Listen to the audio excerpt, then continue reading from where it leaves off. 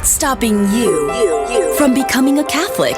Why can't women become priests? 1-800-585-9396. What's stopping? I don't understand why I have to earn salvation. 1-800-585-9396. What's stopping? Why do I need to confess my sins to a priest? What's stopping you?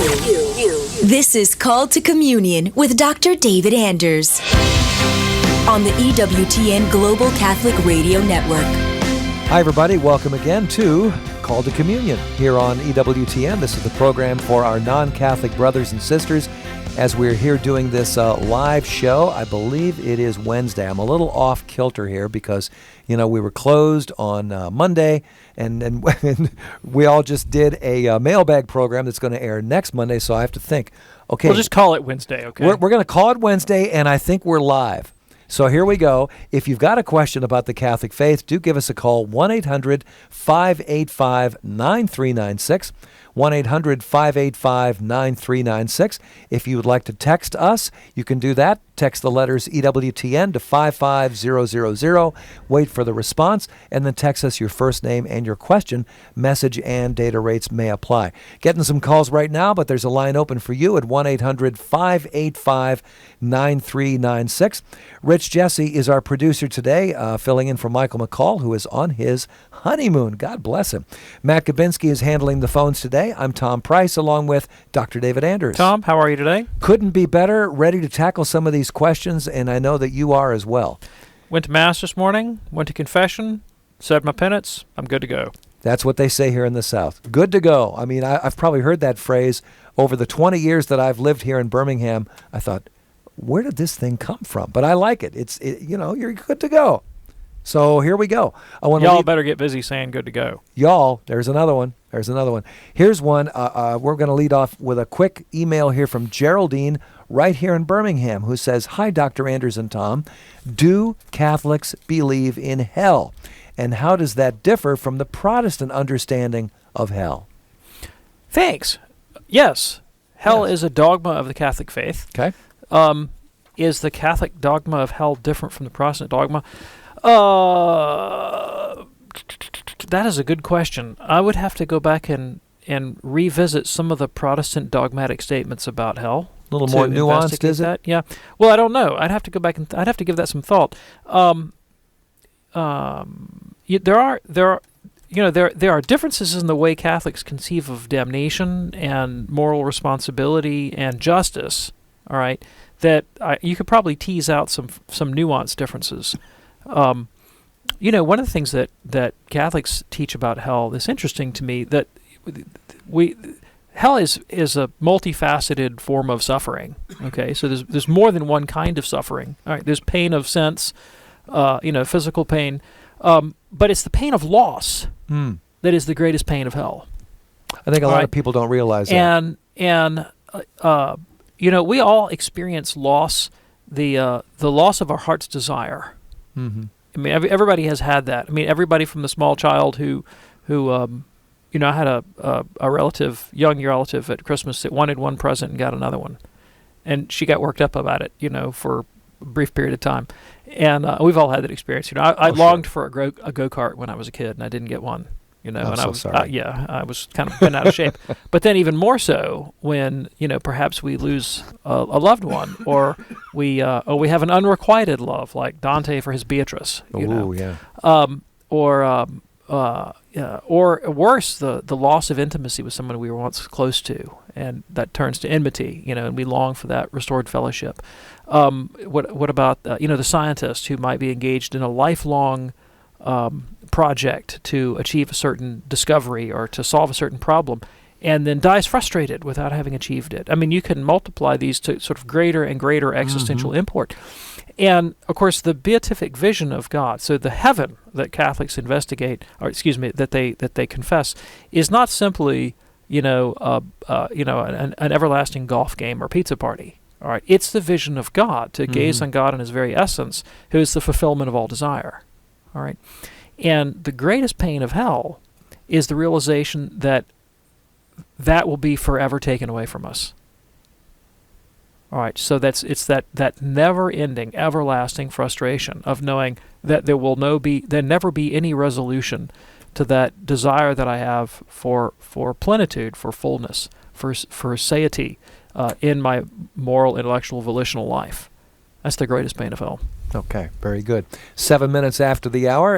In just a moment here, we're going to be getting to the phones. We'll talk with Vincent in Staten Island, and there's a line open for you. Actually, 2 lines at the moment, so call now, 1-800-585-9396 if you have a question for Dr. David Anders, 1-800-585-9396. This is Call to Communion here on EWTN. Sharing the fullness of the Catholic faith.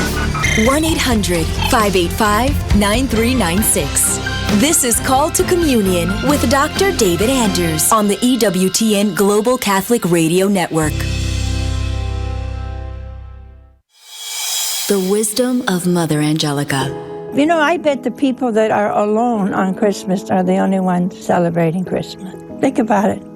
Women in lonely apartments, and maybe you are lonely, and maybe you're crying because there's nobody around and everybody's celebrating, but maybe you're the only one celebrating. Maybe you're the one that really knows whose birthday it is. When my mother was alone, after I entered the monastery for Christmas, she was alone, but she had 2 plates on her table, one for her and one for Jesus.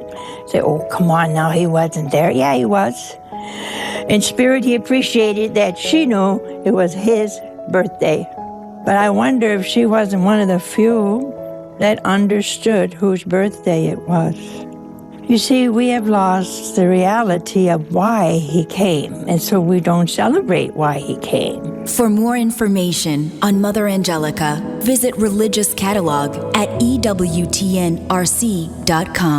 The National Catholic Register is America's most complete Catholic news source, with a comprehensive view of the world from a distinctly Catholic perspective. For the latest issues, people, and events shaping the world as we know it, visit ncregister.com.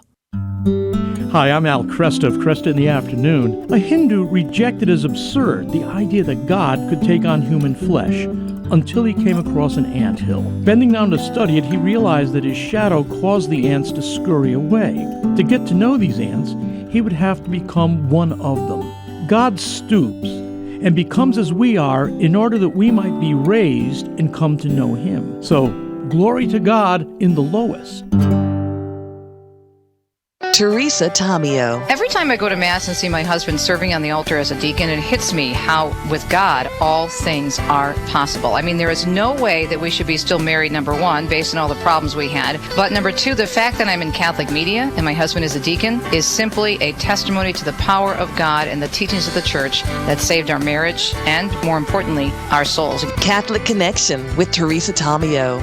Monday through Friday at 9 a.m. Eastern on EWTN Radio. Hello, this is Cardinal Donald Wuerl of the Archdiocese of Washington. Hello, this is Bishop Michael Sheridan from Colorado Springs. This is Father John Ricardo wishing you a Merry Christmas from all of us at the EWTN Global Catholic Radio Network. What's stopping you from becoming a Catholic? This is Call to Communion with Dr. David Anders. 1-800-585-9396. 10 after the hour. Before we get to the phones here, I want to get a quick question in from Robert, who's watching us right now on YouTube. He's asking, please remind me, what was your C.S. Lewis recommendation that you gave out last week? Do you remember what that was, David? Oh, heavens. I'm always giving out C.S. Lewis recommendations. It was probably The Abolition of Man. Okay. It might have been. You know, Lewis wrote a lot of fiction and nonfiction. All of it, really, at one level or another, dealt with education and what he took to be the problem with modern education, which is the philosophy of positivism. All right, and his answer to that in myth, small m myth, properly defined, and the religious, ethical, and aesthetic sensibilities that ought to be cultivated to open up the individual to the possibility of the transcendent. And all of his books dealt with that dynamic in one way or another, some, through children's literature and some through detailed philosophical analysis. But I think the text where he kind of lays out his program most clearly is probably the book The Abolition of Man. Okay. Very good. Robert, hope that's helpful for you. That takes us to 11 minutes after the hour. We're going to kick off the phone part of this program with Vincent. Staten Island, New York is where he lives, listening to EWTN Radio on Sirius XM 130. Merry Christmas, Vincent. What's on your mind today? Merry Christmas, Dr. Anders. How are you? Doing great, Vincent. How about you? Long-time listener. I'm great. I just wanted to ask, just a curiosity of mine, that as the sacraments as sure signs of grace, would it be fair to say that people that are living now, I mean, after Christ came to institute the sacraments, would it be fair to say that we are kinder, more loving, more generous, more kind than before Christ came? Thank you. What a wonderful question. And of course, there's a kind of a rich, textured, and nuanced answer that we have to give. But I think absolutely it is true that the presence of sacramental grace in the world has had a transformative effect, not only on individuals, but on whole cultures and societies ever since. Right? The world is decisively different because of the Christian mystery, and for the better. Let's take a few instances. Nothing was more radical, I think, than the institution of the Christian sacrament of baptism to bring about an equality and equalizing of humanity, all right? Because the aim of the Christian faith, St. Paul tells us in the book of Ephesians, is to reconcile all things, all people in Christ, Jew and Greek, slave and free, male and female. And the great equalizer, of course, is inclusion in the body of Christ through baptism, all right? So right off the bat, you saw a major leveling in human cultures and the ideal of equality. Now, it played out in really interesting ways. So one of them, the ancient fathers of the church, 2nd century, they used to refer to baptism, one of their kind of catchphrases, they spoke about baptism as illumination. All right, the idea of being illumined by the light of Christ and brought into knowledge of ourselves and God and the moral life and our transcendent destiny. And baptism was always associated with catechesis, and still is to this day, initiating people into the mysteries of the faith.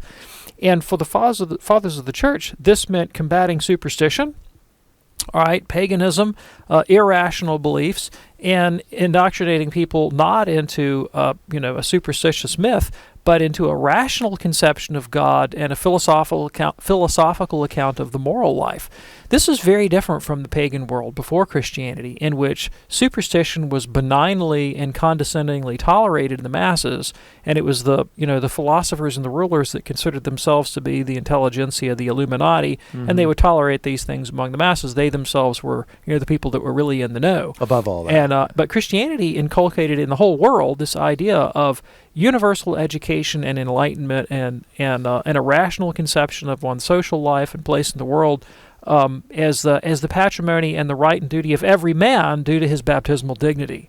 All right, and so things like universal education became an ideal of Christianity, never before seen in all the world, and of course, it took a long time for that ideal to be worked out. All right, but the foundations of cathedral schools, monastic schools, and of course the medieval universities has transformed the entire planet forever. I mean, we're never going back. And this is the invention of Catholic culture, Catholic society. Hospitals. Hospitals, of course, as well. If you take the sacrament of holy matrimony, we just did a show, a mailbag show, in which I talked about this. The Christian understanding of marriage radically transformed the legal world, the cultural world, and family life for the better, forever, always. So the idea of the equality of the spouses, their union in a type of friendship, of reciprocity, mutual respect, and love was something that was radically different from the pagan ideal of marriage. And throughout human history, there have been many of cultures where marriage was just an economic arrangement, to establish lines of inheritance or kinship, in which there was no expectation of friendship or equality or even consent, on the part of the partners. One of the things that was radical about Christianity, especially in the Latin West in the early Middle Ages, was this idea that brides had to give their consent to be married. There are some pagan fathers who didn't like that idea very much, all right? But it raised the dignity of women tremendously. Sure did. All right, and of course brought about this ideal of love. Now today we've kind of let a lot of the duties of marriage fall by the wayside, but the idea that marriage ought to be about love, that's sort of the one thing everybody seems to hold today. That was actually the gift of the Catholic Church to the world. Wow. All right, because that wasn't the presumption beforehand. Okay. The sacrament of confession had a radical effect on transforming the view of the human person, individual responsibility, the dignity of the conscience that has played out in human culture around the world in surprising ways. Take something like the standard of reasonable doubt in Western jurisprudence, that we ought not to convict a man of a crime unless we can be certain of his guilt beyond a reasonable doubt. What is the origin of the reasonable doubt standard? It actually comes from Catholic moral theology about the integrity of the conscience of the juror. All right? Wow. In order to protect the integrity of his moral decision-making, you had to give him a reasonable standard that he could reach so that he could be confident in conscience that he made a just decision. All right? Mm-hmm. The reasonable doubt standard, which of course has applications far beyond the realm of Catholic moral theology and is now regarded as a mainstay of sound jurisprudence the world over. And we could go through culture and just name one institution after another that has been elevated and illumined and benefited and graced by the presence of Catholic sacramental life. Don't even get me started on the artistic realm and how the celebration of the Mass has always been hallowed by sacred music and art and architecture, liturgy, poetry, and the like, and what a transformative effect that has had on the history of the human race. You know, I read once several years ago about a Japanese musician who came to Christian faith just through playing the works of Johann Sebastian Bach, and was prompted to ask, what animated a man to write such sublime beauty?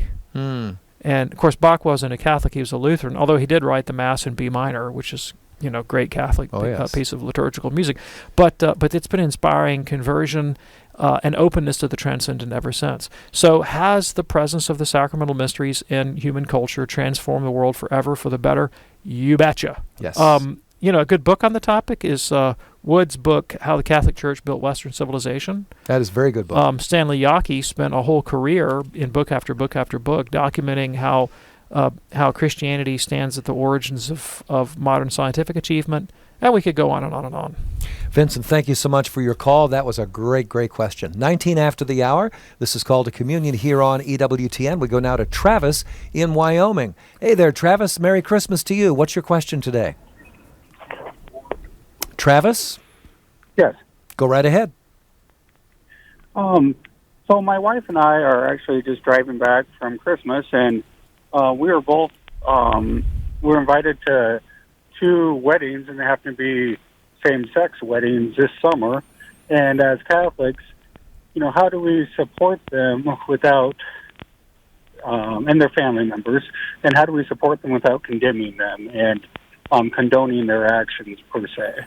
Okay, thanks. Well, there's no necessity to go to these ceremonies whatsoever at all, and I wouldn't go, all right, because the thing is a metaphysical and moral absurdity to claim that a homosexual sexual relationship could be anything like morally equivalent to the lifelong indissoluble union of a man and a woman for the sake of raising a family is absolutely absurd. They're on totally different universes, all right? And you've got no obligation whatsoever at all to show appreciation or approval for that kind of absurdity. So I wouldn't go, all right? However, you do owe your homosexual friends the duty of affability, potentially of friendship, kindness, love. Hugs are good, letters, phone calls, dinners out, friendship. You show all the tokens of generosity and love and care and concern that you would to anybody, but you draw the line at affirming the intrinsically immoral. Of course.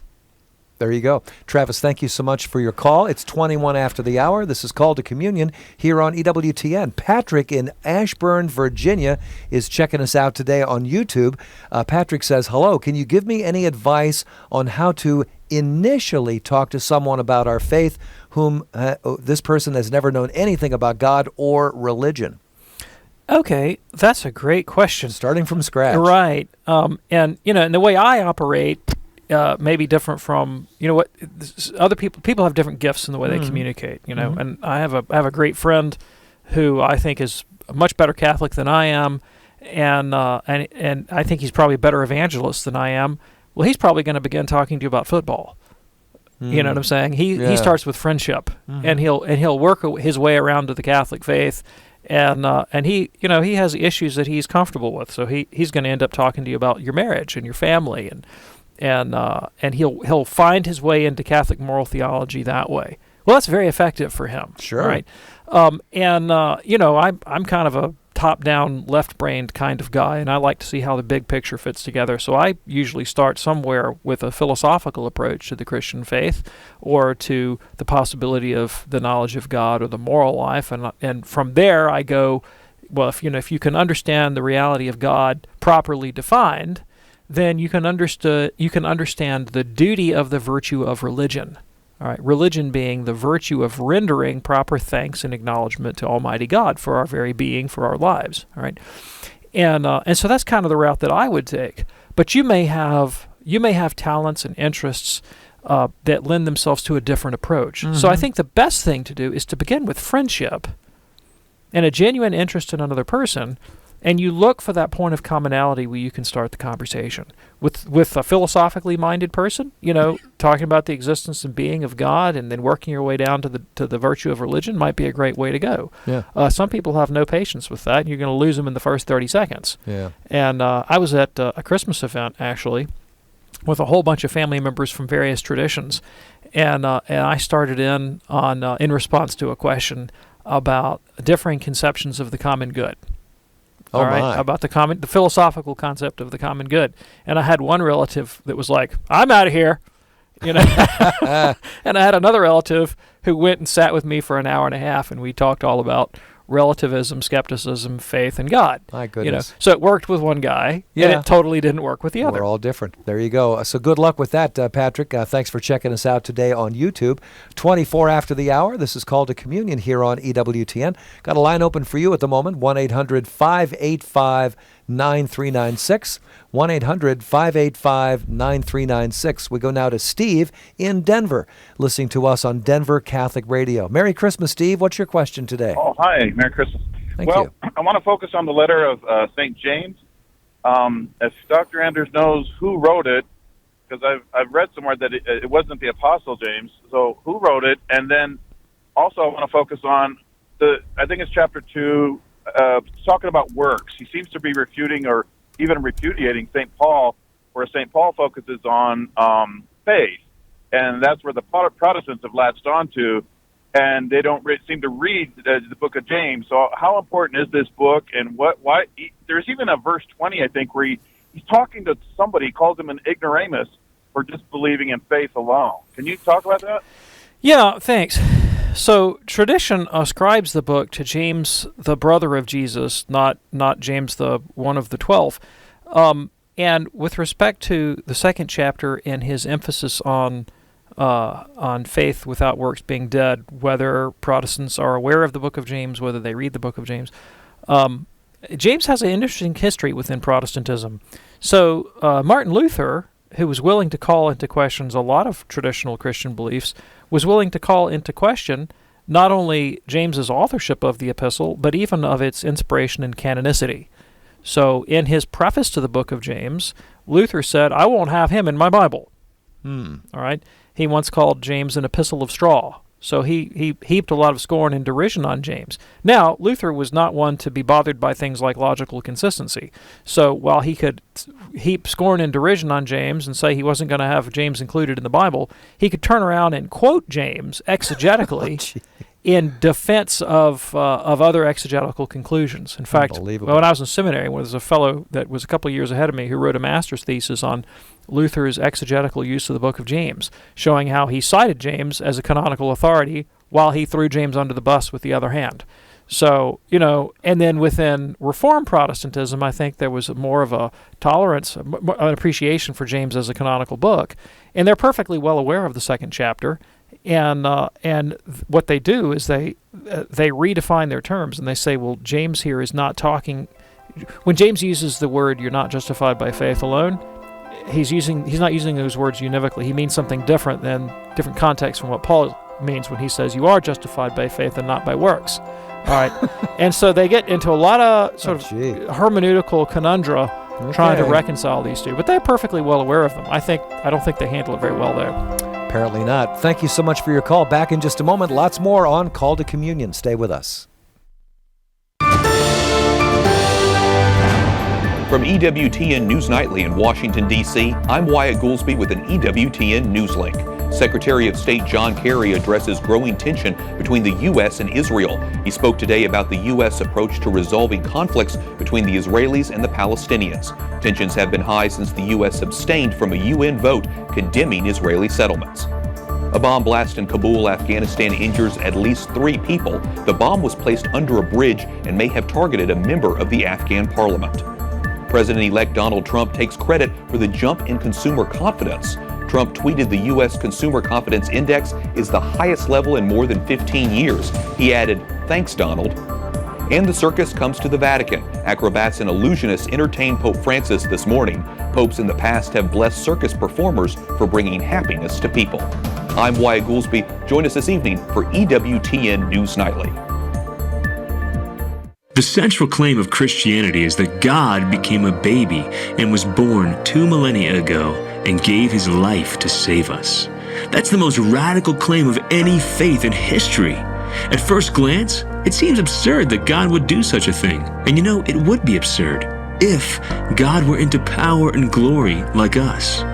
But when God revealed himself, he showed us that he's more than we could have hoped for. He revealed that he is love. And if God is love, then the God made flesh makes perfect sense. Love would do nothing less than enter our frail humanity as one of us. Sure, he could have come in the clouds in power, but he didn't come to wow us. He came to woo us. He didn't come looking for our submission. He came looking for our hearts. And when you think about it, can you imagine God being anything less radical, less absurd, or less beautiful than the love Christians claim he is? This is Chris Stefanik from RealLifeCatholic.com. EWTN. Live truth. Live Catholic. What's stopping you from becoming a Catholic? This is Call to Communion with Dr. David Anders. 1-800-585-9396. Great radio straight ahead here on EWTN at 3 o'clock today. Well, look at this. Monsignor Charles Pope will be sitting in for Father Mitch Pacwa to answer your questions on Scripture and church teachings. Always good to have the Pope on the radio, isn't it? I'm a huge fan. Oh, he is awesome. Anyway, that's going to be on Open Line Wednesday today. Now imagine if one of the guy named Pope got poped and he would be like Pope. How cool would that be? Anyway, 3 o'clock Eastern here on many of these stations. At 4 o'clock, what are you going to do with I this knew a girl guy? one time named Allison. Allison? Yeah. She married a guy, her first name was Allison. She married a guy whose last name was Allison. She became Allison. That's kind of cool, actually. 4 o'clock today, Cresta in the afternoon. Al continues his countdown of the top interviews of the year, and I've heard a couple of doozies in the past couple of days. Tonight at 6 on Catholic Answers Live, Jerry Usher welcomes Lauren Muzica, talking about sidewalk counseling. We've got a number of those here in Birmingham. Also, Father Mike Schmitz says, "What is the Mass?" He's going to take apart the Mass for you. And then tonight at 8 p.m. on EWTN Live with Father Mitch on EWTN Radio and Television, our buddy Danny Abramowitz will be on talking about overcoming struggles with a renewed focus on serving God. Couldn't be better. All the great programming you hear 24 hours a day here on EWTN Radio. 30 after the hour, let's get back to the phones. Talk with Teresa in San Antonio. Listen to EWTN on Sirius XM 130. Merry Christmas to you, Teresa. What's your question today? Yeah. Hi. Can you hear me? Yeah, sure can. Go right ahead. I'm sorry. Can you hear me? Yeah, Yes. we got you. Go right You're ahead. On the air. Yes, sir. I have a question about your answer that you gave to the gentleman who was deciding whether or not to go to the wedding, the homosexual wedding. Mm-hmm. My question for you is, and it's kind of similar to the Christian who chose not to make a cake for the homosexual wedding. I have a gay sister, and my question is, she always brings to my attention, and I respect your answer. I understand the answer of the church. I agree with the answer of the church. But her response to always me saying, why you Christians have to pick that sin? every day, someone, for example, you have kids out there who are living together before they get married, and we go to the wedding. We have people who have been married once or twice. The marriage has not been annulled, and we go to the wedding. And her concern is that she sees Christians, picking on this sin, and that we are not open and loving enough to respect their decision, whereas, we allow people all the time who are sinning, and we go to their weddings. Okay, that's a great question. I appreciate it a lot. So a couple things that I want to point out to you. St. Paul discusses the dynamics behind avoiding people who are sinners, all right, at some length in the book of 1 Corinthians chapter 5, verses 9 and following. And this is what he says. I wrote to you in my letter not to associate with immoral men, not at all meaning the immoral of this world, all right, or the greedy, robbers, or idolaters, since then you would need to go out of the world, all right. But rather, I wrote to you not to associate with anyone who bears the name of a brother, if he is guilty of immorality or greed, or is an idolater, a reviler, a drunkard, or a robber, not even to eat with such a one. What have I to do with judging outsiders? Is it not those inside the church whom you are to judge? God judges those outside. Drive the wicked person out from among you. So let me unpack that a little bit. Here St. Paul says that we cannot by any means avoid associating with immoral people in the world because, we'd have to leave the world. Yeah. My dad was a businessman, an attorney, a lawyer, and he used to say, David, if I refused to do business with sinners, I wouldn't get any business. It was a necessity, okay? But he does say that if we are within the life of the church, all right, that we do have an obligation to admonish the sinner and to avoid fellowshipping with people who are manifestly and unrepentantly wicked in public ways that would cause scandal. And of course, he doesn't just identify sexual immorality, although he does identify that, but he also says drunkards, revilers, robbers. He says, don't even eat with these people. All right, now, I've got a situation in my own life right now where I'm considering how to handle somebody who uses a lot of foul language and speaks in an impious and irreverent way. Okay, and there's no question of homosexuality or marriage. It's just a question of unjust speech, and I see that this has a harmful effect on people that are around. All right, it causes harm to other people. All right, it really does. It brings people down. And it objectively causes scandal. And it would be dangerous for my kids, for instance, to be around a person who spoke like that. There's no question of sexual immorality in play right here at this point, and certainly not a gay wedding. It's just a question about, all right, I probably need to make sure, especially my children, don't get around a person who's going to bring them down through this kind of language. No more so would I want someone coming to my house and having dinner with my family if I knew they were going to get absolutely blotto sloshed. If they got drunk at the table or something and started acting in scandalous ways. So there are a lot of situations where we have to avoid contact with people to prevent scandal or to prevent the sense that we're endorsing their behavior.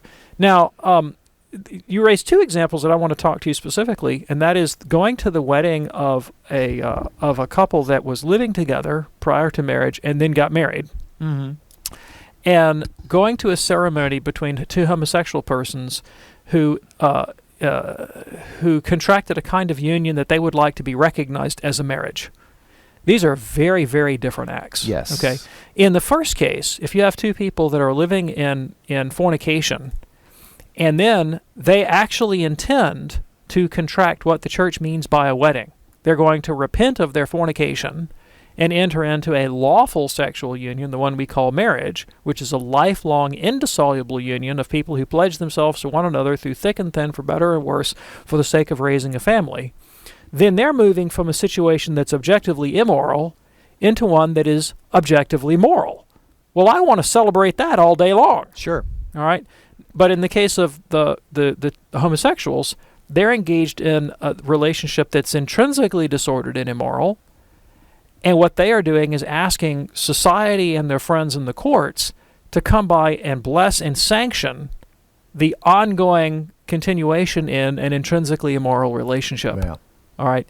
those are not morally equivalent acts at all. In the one case, I'm celebrating a good thing, and the other, I'm being asked to celebrate something that's objectively bad. Yeah. And I think also, finally, I think it's just flat out false that Christians or Catholics single out the question of homosexual activity for particular censure, and then neglect other forms of egregious public immorality. I mean, the Catholic Church has been at the forefront in opposition to abortion, for example. Yes.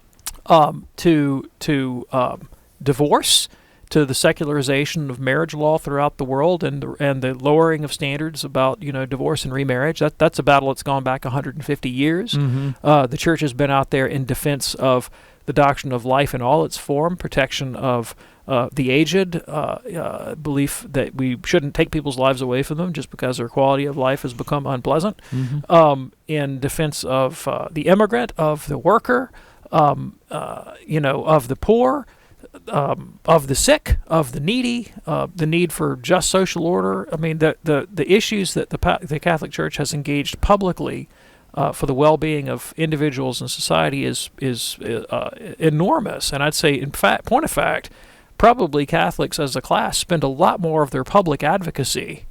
Think about what the Catholic Church representative to the UN or something, or ambassadors and nuncios around the world, what they actually spend their day-to-day time advocating for and pushing for, probably a lot less time on the issue of homosexual marriage than on issues, immigrant rights, for example. Oh, yeah, absolutely. Appreciate that. Thank you so much for your call. Our phone number, 1-800-585-9396. This is Call to Communion here on EWTN. Let's take one from Mike in Buffalo, listening to EWTN Radio on the Station of the Cross. Mike, Merry Christmas to you. What's your question today? Hi, Merry Christmas, everyone. Thank you. My question was about receiving communion in a state of sin. Now, I was under the impression that if you do any sin that's grave matter, you should withhold yourself from communion. But I went to confession today, and the priest told me that it's only for mortal sins, which I know is a grave matter with full consent and sufficient reflection. I was wondering if you could just explain that to me, and well, that's my question pretty much. Okay. Yeah, thank you. I appreciate it. So if you're conscious of having committed a grave sin, well, I mean, you're in pretty good shape for strong probability of the sin being mortal in your case. All right. Now, one thing that we can never be subjectively certain of, we can never be subjectively certain that we either do or don't possess grace, or that we are or that we are not in the state of grace. All right. That's something that God judges. We can't judge that. All right? Grace escapes our experience. There are signs, there are evidences that we have grace in our soul. All right. My love of God, my participation in the life of the church, my continuance in prayer and good works, and the joy that I feel in the presence of the faith or in the moral life. And these are all evidences of grace in our lives, but they're not infallible evidences, and we can't be certain of it. All right. So all we have to go on are really basically the objective acts. So it would be very suspect if somebody engaged, say, for example, in fornication, and then tried to rationalize, well, it may be objectively and gravely wrong, but it wasn't really a mortal sin in my case because, I had a hard day at work, or whatever. Wow, else. I mean, wow. that would really be bogus. Okay. So if you're conscious of grave sin, you should receive sacramental absolution prior to receiving communion. Okay. Very good. 40 minutes after the hour, this is Call to Communion here on EWTN.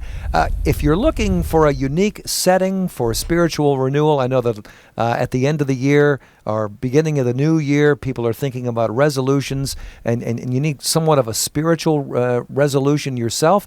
You might want to consider the Shrine of the Most Blessed Sacrament.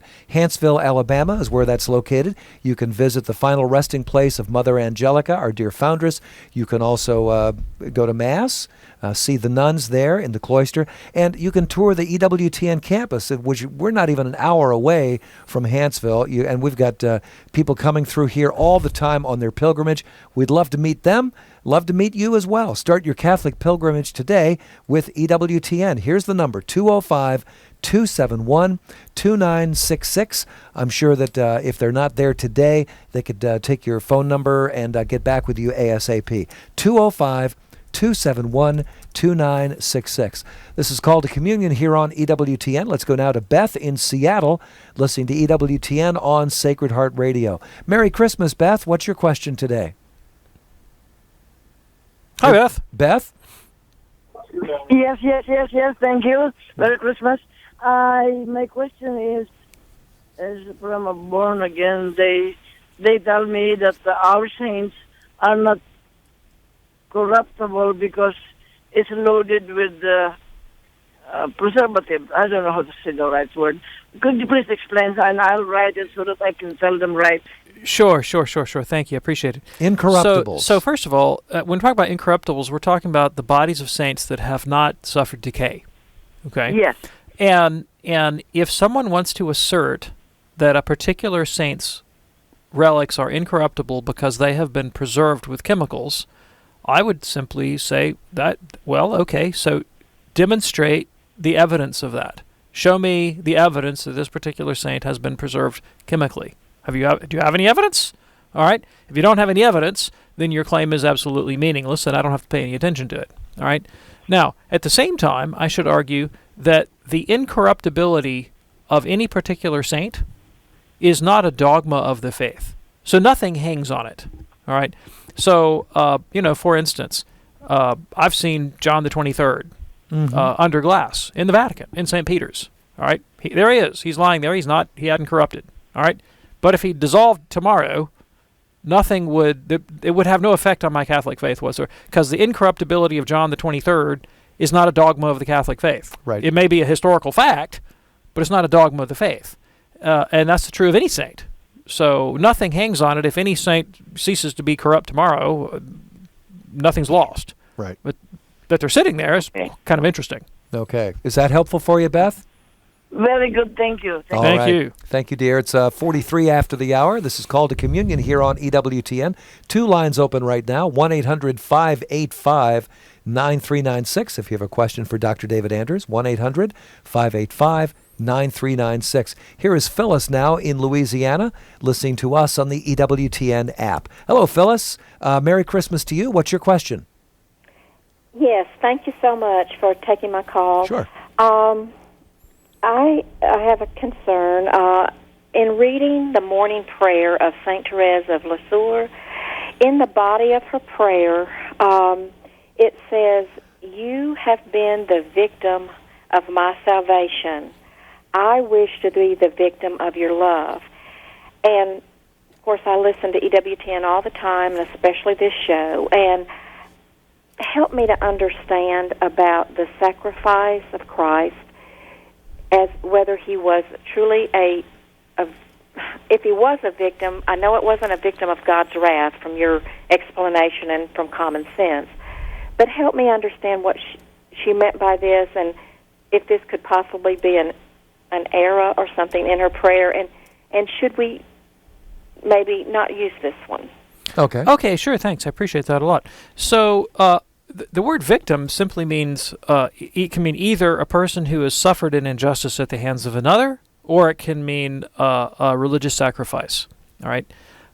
And Christ certainly the death of Christ certainly was a sacrifice for sin. Oh, yeah. And he suffered unjustly at the hands of others. All right? So in both of those sense, Jesus was a victim. Now, what I often emphasize on the radio show is that Christ's death was not a vicarious punishment, that Christ did not suffer the punishing wrath of God as an innocent person so that God could thereby acquit the guilty. Now that's the Protestant understanding of the death of Christ, that God punishes the innocent and acquits the guilty.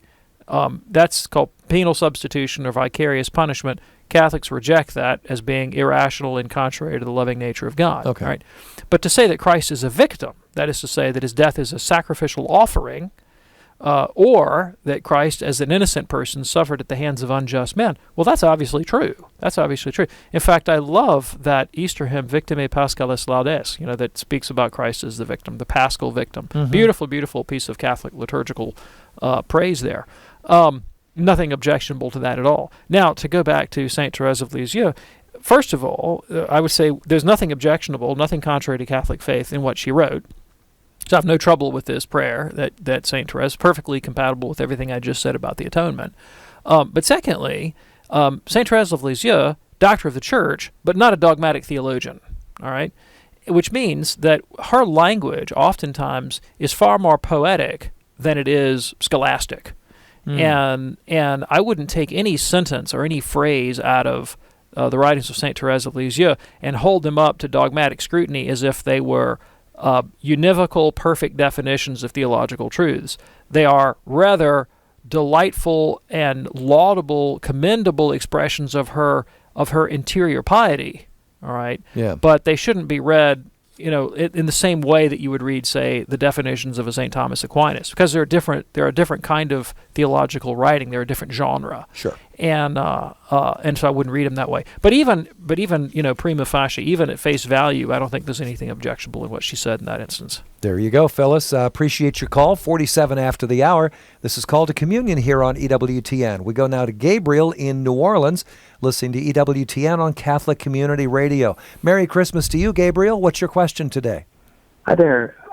My wife is Episcopalian, and I'm Catholic, and she takes great offense to me abstaining from taking communion with her. She feels like it's an offense against our vocation to marriage. And I just wanted to know if Dr. Anders had any suggestions on how I might explain to her why it is that we as Catholics do not partake in communion with folks who are not Catholic. Sure. Thank you. I appreciate that. One thing I would point out, and do this charitably, of course, with all due sensitivity, is that it's offensive for someone to ask me to violate my conscience. So I'm sorry that she's offended that you don't want to go to communion with her in the Episcopal Church, but it's an offense against your moral dignity that she takes offense. Because a Protestant theologian, Martin Luther, once said, "To act against conscience is neither right nor safe." And I disagree with almost everything Luther said except that. Okay. That's true. It is never safe to act against conscience. No. So if for no other reason than that this is for you a matter of conscience, right, the right response of your wife is to not get angry, but to say, I understand this is for you a matter of conscience, and I respect your conscience, because that's the most important thing about you. I wouldn't want to be married to somebody that violated their conscience. Good point. I mean, you wouldn't want that, all right? Because if you'll violate your duty to God, you'll violate your duty to me. And anything, yeah. So that goes without saying. Now, but why? Why won't Catholics go to communion or, putative communion in the Episcopal Church? All kinds of reasons. Let me begin to enumerate them. First of all, is that Catholics believe as a dogmatic fact that Episcopalians do not possess valid communion. They don't actually have the body, blood, soul, and divinity of Jesus Christ in the Blessed Sacrament, nor is the Episcopal liturgy the sacrifice of the new law. It is not the sacrifice of the Mass. They do not have valid priestly orders, nor do they have apostolic succession. All right? Now, all of that is a dogmatic fact. So if you were to go forth and receive, putative communion in the Episcopal Church, you would be testifying to your actions something that you know for a fact, based on divine revelation and the infallibility of the Church, to be a falsehood.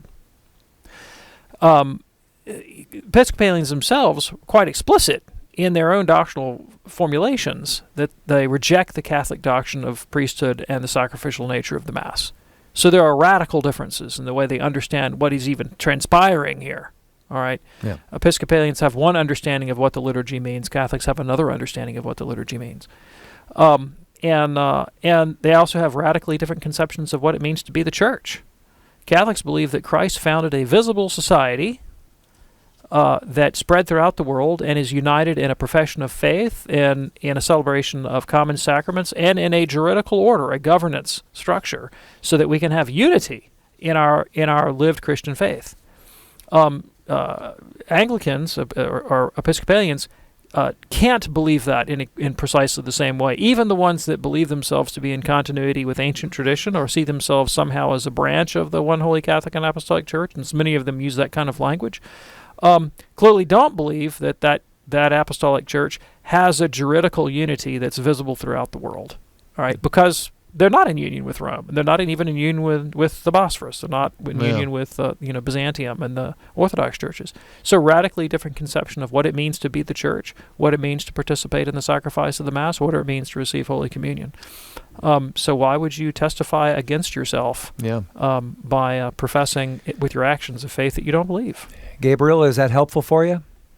Yes, very much so. I'm going to need to find a gentle way of describing this and just stick to my conscience and pray for her. Sounds like a plan. The conscience is the big thing. Stick to the conscience. Yes. And talk to her about the conscience. Look, I love you. I want to be faithful to my conscience. You wouldn't want me to do otherwise. Yes. Thank you so much for your call, Gabriel. Appreciate that. We're going to Bill now very quickly in Columbus. Hey there, Bill. What's on your mind today? Yeah, I was listening. I caught just a little bit of what you were saying about the incorruptibility of the saints, I believe, and how you asked for, where's the evidence, where's the proof? And I think that way myself. And I wonder why you don't apply that same standard just to the existence of God and even of Jesus. Why don't you ask for proof and evidence for that? Oh, I do all the time. All the time. It would be very irrational for me to believe something without evidence. So I don't take the existence of God on faith. No, I don't take the existence of Jesus on faith. These are philosophical and historically ascertainable truths. Yeah, it would be absurd to believe those things without evidence. I agree with you. Yeah. Bill, did you have something to add to that? Can you name one fact? I'm just asking a question. Apparently the answer is no. Can I name a fact? Can you name a fact that would prove the existence of God? That proves to you that God exists. Yeah, absolutely. Okay. So I would begin with the structure of human reason and consciousness, and the evident fact of causation is a metaphysical truth that can be known with certainty. I know for a fact, and so do you, by the way, that contingent beings like rocks, trees, worlds, and galaxies do not exist due to a necessity of their own nature, but exist in dependence upon causal factors that are metaphysically more fundamental. And I know that you can't have an infinite chain of contingent beings that do not possess within themselves the cause or ground of their existence, because the thing is a metaphysical absurdity and contradicts everything that we know from reason. And so I must conclude as a deductive fact that there is a being or existence, a that which exists in virtue of its own nature, of necessity, and that is what all men call God. Okay. So this is a philosophical deduction drawn from the order of causation, which is something that I can know with metaphysical certainty from my act of human knowing and reason. It's not something I'm asserting out of thin air, but I'm deducing this from facts that I can know through my senses of the visible existent world. Totally logical. Appreciate your call, Bill. Sorry we didn't have more time, but as you can hear, the music is coming up. Thank you, Dr. David Anders. Thank you, Tom. My thanks also to Rich and Matt for doing a super job producing the program. I'm Tom Price. We'll see you tomorrow here on Call to Communion.